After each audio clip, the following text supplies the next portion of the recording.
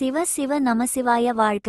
ஆடுகின்றிலை தாங்கள் செய்த ஒன்றிரண்டு சின்ன சின்ன நல்ல காரியங்களை பெரிதாக பில்ட் அப் செய்து பெருமைப்பட்டுக் கொள்வது சாதாரண மனிதர்களின் இயல்பு.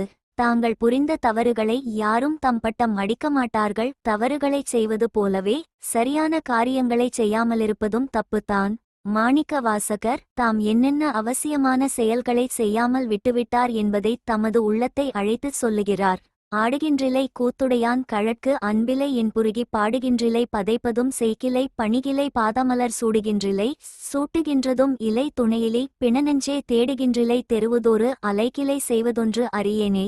இறைவன் அருளை பெறுவதற்காக பக்தர்கள் என்னென்ன செய்வார்களோ அதையெல்லாம் மாணிக்க வாசகர் செய்யவில்லையாம். பட்டியல் போடுகிறார். சிவபெருமான் சிதம்பரத்தில் நடனம் ஆடுகிறார். அவருடைய ஆட்டத்தை பார்த்து அன்பு கொண்டு தாமுமாடவில்லை.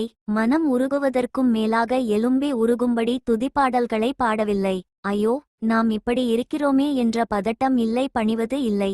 சிவபெருமானின் திருவடிகளுக்கு மலர் அணிவிப்பதுமில்லை, அந்த மலரை தாம் அணிந்து கொள்வதுமில்லை.